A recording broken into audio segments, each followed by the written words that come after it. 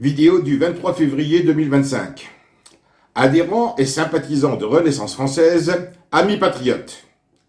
Vous n'êtes pas sans savoir qu'à plusieurs reprises, la dernière fois le 27 janvier dernier, depuis la place rouge à Moscou, devant le Kremlin, où flottait le drapeau avec l'aigle à deux têtes, j'ai émis le souhait que l'oligarchie française au pouvoir usurpé, en France, soit placée au banc des nations.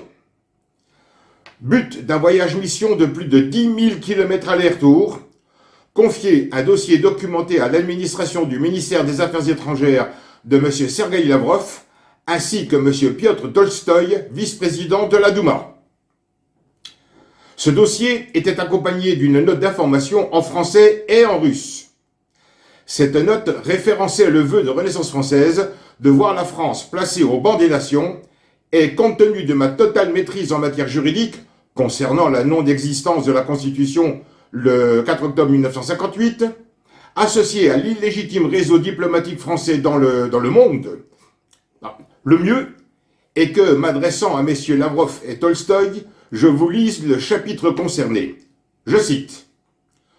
Pour ce faire, profitant, je réitère, de la suspension des relations diplomatiques entre la France et la Fédération de Russie, afin que nul ne puisse affirmer que celles-ci s'immiscent dans les affaires internes d'un État, en l'occurrence la France, moi, Français, j'en ai le droit, je dirais même le devoir, c'est ma résistance à l'oppression, article 2 de la Déclaration des droits de l'homme de 1789, le simple statut de réfugié politique ne suffisant pas pour la mission qui m'a été suggérée et que j'ai acceptée, car s'il me protège, il ne protège pas la France, je souhaite bénéficier d'un statut de diplomate contractuel pour l'immunité liée, par exemple, attaché diplomatique pour les questions françaises et franco-européennes, acceptant la double nationalité franco-russe si nécessaire et la logistique adaptée.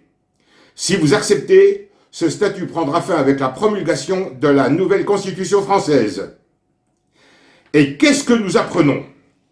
S'agissant du conflit russo-ukrainien, Union européenne sioniste nazie au temps de Biden, le président Trump et le président Poutine vont s'asseoir à la table des négociations, refusant la présence des chefs d'État de l'Union européenne, dont la France.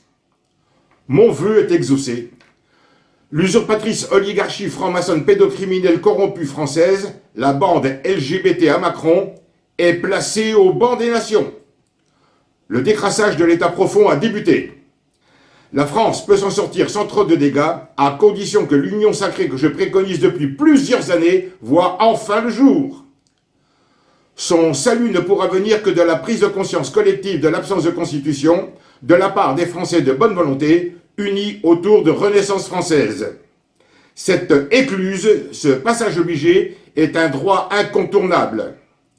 Évidemment, les trois usurpateurs sionistes mondialistes Sarkozy, Hollande et Macron, leurs mentors Attali, devront payer le prix de leur trahison. Rappelant que le seul pouvoir qui n'a nul besoin de constitution pour exister, agir et juger est le pouvoir souverain du peuple, ce sera l'affaire du quatrième pouvoir dont je suis le créateur. Merci.